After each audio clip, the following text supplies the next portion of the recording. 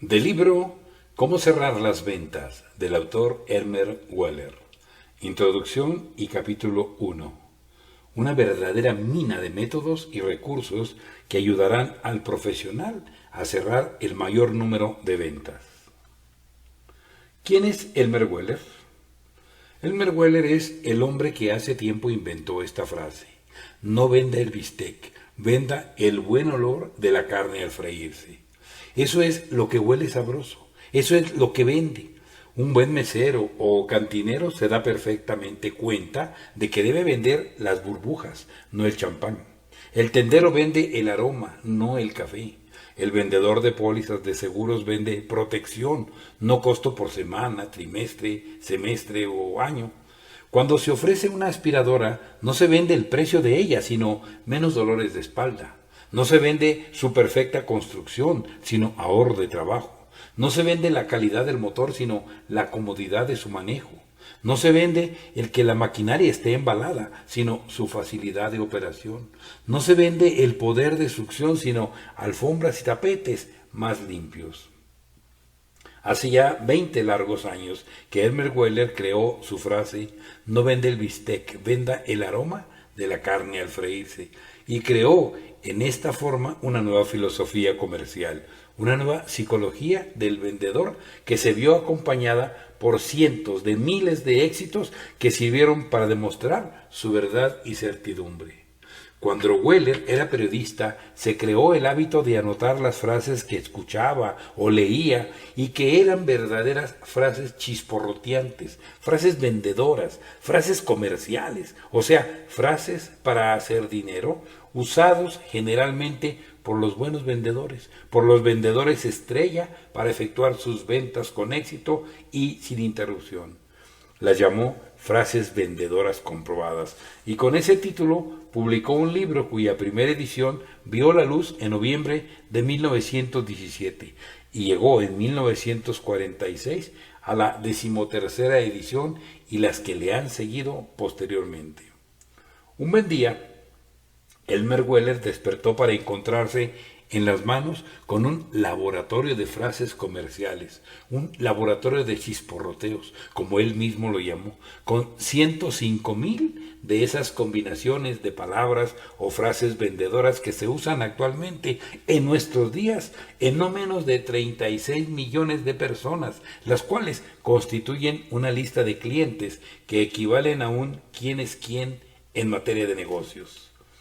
125 escuelas comerciales y colegios de enseñanza están empleando como textos los cursos de Elmer Weller en casi todos los países, y sus siempre crecientes conexiones por medio de la palabra lo llevan a todos los rincones del mundo de las ventas, en donde se encuentra invariablemente en posiciones sumamente ventajosas para investigar qué es lo que hace que el público consumidor compre y por qué. Elmer Weller ha escrito alrededor de 15 obras sobre cómo vender y cómo disfrutar mejor de la vida. Libros tales como Venta de calidades y atributos, no de artículos, Oratoria comercial comprobada, Cómo hacer que sus sueños se conviertan en realidades, La riqueza está dentro de usted mismo, Cómo puede usted venderse a sí mismo a otros, Cómo hacer que sus ventas maduren en 17 días, Vendiendo peligrosamente, y muchos más. Su obra, Frases vendedoras comprobadas, ha sobrepasado considerablemente las ventas de todos los demás libros que sobre la forma de vender mejor se han escrito en todo el mundo y en todos los tiempos, la cual se encuentra ahora en la cápsula del tiempo de la Universidad de Higglethorpe. Durante la guerra, Mr. Sisley, el señor Chisporroteo, como se le llama popularmente, observó las ventas en las quiebras, en las depresiones económicas, y escribió entonces su ahora muy famoso pequeño libro negro de Elmer, en el que se permitía aconsejar a los vendedores que tomaran una hora para decir no, obra de la cual se tiraron más de 7 millones de ejemplares. Alerta siempre a lo que el público quiere y a sus necesidades, cuando Elmer Weller bajó 20 kilos en 80 días y vio que todos le preguntaban cómo había podido hacer ese milagro, escribió El libro de los gordos, que se publicó antes de serlo en forma de tomo en 250 diarios de los Estados Unidos y otros países, y el cual, de conformidad con la revista titulada Editor and Publisher, rompió todos los registros de todos los tiempos, haciendo que escribieran los lectores 2.300.000 cartas. Con todos estos éxitos sobre sus espaldas, Elmer Weller jamás había puesto, sino hasta ahora en esta obra, en un solo libro o en una sola publicación, todas las técnicas comerciales que él o su laboratorio de chisporroteos han creado o que ha recogido en sus viajes sobre el inapreciable arte de cerrar las ventas. Muchos son los vendedores que me han dicho o escrito que son capaces de entusiasmar a sus clientes rápidamente en estos días de dinero fácil, pero todos se quejan de que no pueden cerrar la venta o, si la cierran, lograr que esos mismos clientes paguen con puntualidad sus compras. Por ello mismo, Mr. Sisley, o sea, el señor Chisporroteo, por vez primera en una de sus obras, dedica todo un libro a la presentación de técnicas ya probadas relacionadas con el importante y vital arte comercial de saber cerrar las ventas debidamente. Esperamos sinceramente que nuestros lectores encuentren estas técnicas a que nos hemos referido lo suficientemente útiles, producidas y efectivas para ellos. Primera parte. 4 grandes reglas para cerrar ventas.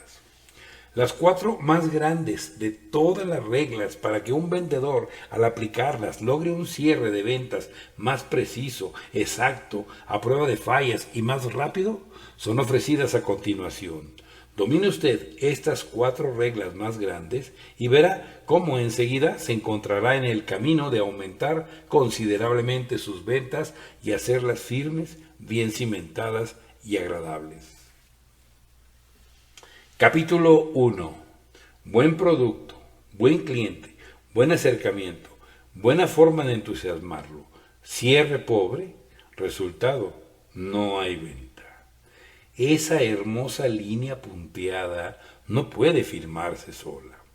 Solamente las máquinas automáticas de seguros instaladas en los aeropuertos, las máquinas de vender refrescos que vemos en las oficinas y quizá el autómata de Nueva York pueden operar sin la ayuda de un ser viviente. Todo lo demás en la vida tiene que venderse. Pasó ya definitivamente aquel tiempo en que bastaba apuntar determinada mercancía y decir cuesta $1 para realizar la venta. Época que vino con la guerra y la súbita prosperidad de todos los países y que ha sido sustituida con la nueva tendencia para comprar que han adoptado los consumidores. Esa nueva tendencia puede traducirse en estas palabras que ponemos en boca de un posible comprador. A ver, alguien que compre. Es una especie de desafío, de reto, de invitación a la lucha, un reto o una forma, como si dijéramos, de provocación al duelo. Ayer apenas el cliente suplicaba, ¿puede usted hacer el favor de apartarme una de estas llantas? O bien, ¿me puede vender una camisa blanca? O quisiera apartar algo de ropa interior, o un coche, o un departamento, o un boleto de carro dormitorio. Hoy el posible comprador se sienta cómodamente en su sillón giratorio, se echa hacia atrás, sonriendo irónicamente, y dice, a ver, véndame algo, si puede. Esta es la era del nuevo arte de vender. Cuando la mercancía era escasa, como durante la guerra o en otros periodos parecidos, los vendedores, por razón natural, escaseaban igualmente, como que no había que vender. Los tomadores de pedidos se encontraban descansando en el almacén, esperando que sonara el timbre del teléfono para tomar uno que otro pedido que muchas veces no podía surtirse por falta del producto, y los productos mismos y los agentes vendedores se encontraban en la guerra. Los compradores, los clientes, solían preguntar, oiga, ¿no sabe dónde puedo conseguir tal o cual maquinaria? ¿O una segadora? ¿O una trituradora? Pagaré el precio que sea por ella. Y entonces, Un amigo de otro amigo llevaba al amigo que necesitaba de los servicios del primer amigo a un almacén o a la parte posterior de un almacén en donde, con toda clase de precauciones y gracias a las recomendaciones del amigo, se le mostraba la máquina que quería, la segadora, la trituradora, la conformadora o lo que fuese. Entonces el cliente, el comprador, sin examinarla siquiera, sacaba rápidamente su dinero que entregaba inmediatamente al amigo del primer amigo, quien lo pasaba al propietario del almacén, el cual marcaba el importe de la venta en la registradora y murmuraba apenas un gracias, que no se escuchaba casi, y se dirigía de nuevo al mostrador a hacer comentarios, que si la guerra, que si la escasez, que si las armas secretas, etcétera, etcétera, etcétera. No puede llamar la atención que el verdadero espíritu del agente vendedor desapareciera por completo. Por espacio de años, todos los que duró la guerra, esta nueva pléyade de empleadillos, porque no eran vendedores y que operaban con productores de artículos que atendían a los mayoristas, a los detallistas, a las empresas que vendían de puerta en puerta, todos ellos se imaginaron que vender era tomar pedidos. Tomaron como cosa cierta e indiscutible que el cliente era el que tenía que venderse, que suplicar, que pedir, que rogar que por favor se le vendiera la mercancía que necesitaba, y que el empleado, que se sentía vendedor, no tenía más que hacer ni otra obligación que marcar en la registradora o hacer la nota de venta o bien señalar despectivamente dónde estaba la mercancía. Claro que no eran más que empleadillos, de ninguna manera agentes vendedores. La era del señalador ha pasado. De modo que una era completa de señaladores de mercancía fue el producto de la Segunda Guerra Mundial. Los gerentes de ventas hacían publicar anuncios que decían: necesito 2 señaladores para señalar mi mercancía a los clientes, en vez de avisos que dijeran necesito vendedores experimentados. Así que, repito, los tiempos del fácil señalador de mercancía han pasado ya. Ese antiguo marcador de productos casi no puede encontrar ahora trabajo. Cada día le es más difícil hallarlo. Nadie lo quiere ya. Uno a uno de esos antiguos empleadillos, señaladores o apuntadores de mercancía, van siendo despedidos. Se les pide que dejen sus puestos, en los que ya no sirven para nada, pues las circunstancias se hacen cada vez más difíciles y los agentes vendedores se entrenan cuidadosamente para reemplazar a los tomadores de pedidos de los tiempos de la guerra. Las personas de menos de 30 años no saben cómo debe venderse. No venden. Todo el que lea este subtítulo, que parece cuento, exageración o ficción, y que tenga menos de 30 años de edad, no sabe cómo vender. ¿Dónde puede haber aprendido? Los primeros 20 años de su vida los ha pasado en escuelas, y en las escuelas y colegios no hay necesidad ninguna de vender. En los 10 años siguientes no ha visto más que guerras y prosperidad, vida fácil, regalada, luego rumores de guerras y más eras de prosperidad. No hay menor necesidad de tratar de vender algo cuando nos encontramos en una de esas eras de prosperidad, de expansión comercial, durante las cuales el público compra lo que sea, solo por el gusto de gastar su dinero o con el deseo de comprar algo antes que se agote. De modo que el arte de vender se esfumó conforme la mercancía se esfumó también. Bueno, claro, unas cuantas firmas, compañías o empresas fueron completa y totalmente felices durante la era de la escasez. Por ejemplo, las compañías de seguros, bonos y acciones, ya que todo cuanto tenían que manufacturar o producir era papel sobre el cual pudieran escribirse sus contratos o sus convenios con los clientes. Y florecieron. Eran los únicos que tenían algo que vender, y el público estaba dispuesto a comprar, a gastar, temeroso de que su papel moneda cayera por tierra inesperadamente. Pero ahora es bien distinto, pues hasta esas empresas se hacen la competencia, y dura, entre ellas mismas. Ahora ya no ofrecen en venta solamente papel impreso, sino ventajas, beneficios y conveniencias. Por lo tanto, el arte de vender se hace cada día más y más difícil para los no entrenados en él. Muy pronto, varias firmas o empresas, posiblemente todas ellas, volverán a los días de las ventas duras y difíciles. En primer lugar, citaremos el caso de las empresas ferrocarrileras, que ahora se han dado cuenta que los sistemas antiguos de vender asientos, lugares, camas altas o bajas que les eran pedidos a razón de 5 personas por cada asiento han desaparecido por completo. Ahora los muchachos que vendían artículos de nylon, así como los expendedores de carne, se han dado cuenta de que se acabó aquella deliciosa facilidad para vender, porque estos artículos ya no escasean como escasearon durante la guerra. El tomapedidos, que tenía 2 escritorios, uno para cada pie, durante la época de la prosperidad, se ha dado cuenta de que ha vuelto el arte de vender. Ahora ya tienen que estar bien derechitos y en pie, no ya con los 2 escritorios, sino con ninguno, listos para pescar a los clientes que se dignan entrar hoy en la tienda. Una a una, todas las demás empresas y organizaciones comerciales se han dado cuenta de que nuevamente es una necesidad imprescindible el saber vender, el tener que vender. Las líneas aéreas de transportación, los propietarios de casas de apartamentos, los constructores de edificios, los fabricantes de armas de fuego, los manufactureros de vestidos, trajes, artefactos eléctricos, máquinas de escribir, artículos para oficina, en suma, toda negociación manufacturera o distribuidora ha vuelto a sentir la necesidad de tener que vender y por lo mismo de saber vender. De hecho, cada nuevo día encuentra a un nuevo negocio con excedentes de producción que es necesario empujar, forzar, vender. Claro que todavía hay de vez en cuando pequeños periodos de florecimiento comercial, pero que duran un día, una semana, un mes, a lo más, cuando algún producto está fuera de venta o fuera de almacén, o que es difícil conseguir debido a una corta huelga en tal o cual fábrica, pero ya no hay más carreras en busca de mercancías. Eso se acabó. Es cierto, sí, que de vez en cuando hay un rumor de pánico, una pequeña prosperidad aparente y transitoria, rumores de una nueva guerra. Y estos rumores y temores suelen ocasionar que una empresa manufacturera o distribuidora consiga un orden fuerte de sus productos sin tener que venderlos.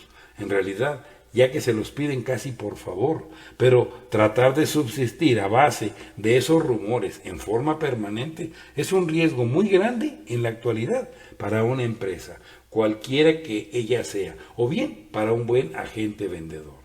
Actualmente no hay más que una cosa sumamente difícil de obtener: buenos vendedores. Los agentes vendedores ya no se consiguen a razón de 10 centavos la docena. Los tomadores de pedidos sí pueden conseguirse a 10 la docena, lo mismo que los empleados detrás del mostrador que esperan a que el cliente llegue y pida, cosa que ya no sucede, de modo que seguimos viéndonos rodeados de cambiadores de moneda, o sea, empleados que nos dan nuestro cambio, pero no de buenos vendedores. Los verdaderos buenos agentes vendedores son un premio en nuestros días. Son tan difíciles de conseguir como los artículos de buena calidad durante la guerra y durante la falsa prosperidad que le siguió. Los gerentes de ventas se ven asaltados por vendedores que solicitan el puesto y que lo primero que preguntan es: ¿cuánto voy a ganar? ¿Cuáles son mis horas de trabajo? ¿De cuánto tiempo libre voy a poder disponer? ¿Qué sistema de protección económica tienen ustedes para mi amparo, defensa y resguardo? El gerente de ventas puede verse forzado, por verdadera necesidad, a admitir en su cuerpo de vendedores a un tipo así, que es todo menos vendedor, y contratarlo, en tanto que el contratado cree que la demanda por un vendedor de su calidad es lo que le permitió haber sido empleado en la forma descrita.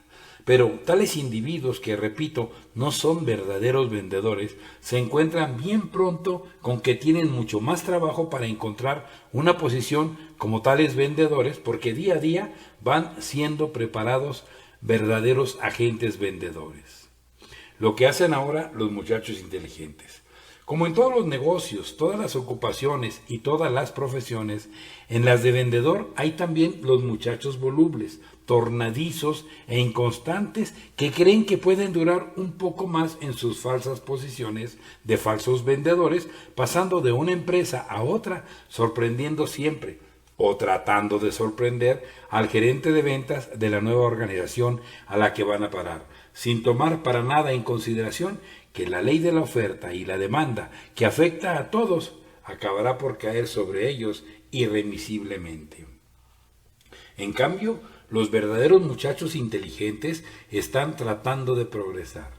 Y he aquí lo que están haciendo. Están uniéndose, haciéndose miembros de organizaciones como los clubes nacionales de ejecutivos de ventas o directivos de ventas que existen en todo el mundo. Acuden a las juntas de agentes vendedores y tratan en esa forma de aprender los métodos más modernos de vender. Están leyendo constantemente publicaciones comerciales y órganos oficiales de las empresas. Están asistiendo a las convenciones de vendedores que, una vez más, están recomendando la venta obstinada, de preferencia a la bebida obstinada, o sea, vender en vez de embriagarse. Son justamente estos muchachos los que no van a ser sorprendidos con sus cuotas de ventas en descenso. Se pasan el día trabajando duramente en su escritorio, el teléfono y las listas de clientes en perspectiva, en vez de pasar horas y horas recargando el codo en los mostradores de las cantinas o sentados a las mesas de los cafés. Por último, son esos muchachos los que una vez más buscan y encuentran ayuda en lo que se refiere a la ciencia de vender y toda clase de información en los modernos libros sobre el arte de vender. Solo los que saben cómo cierran la venta. ¿Cambiando empleos? Algunos agentes vendedores adoran el estar cambiando empleos. Dicen que se cansan, que se fastidian y se sienten inquietos en la tarea que desempeñan. O bien no están contentos con los compañeros de trabajo o con las compañías para los cuales prestan sus servicios. Se afligen respecto a sus horarios, del territorio que se les ha asignado, de los clientes que les toca visitar y a quienes tienen que vender, de sus jefes, y después se van siempre en busca del empleo perfecto, que no existe para ellos porque en todos estarán siempre descontentos y molestando. Debieran conocer muy bien esta historia, la historia de la barca y su piloto.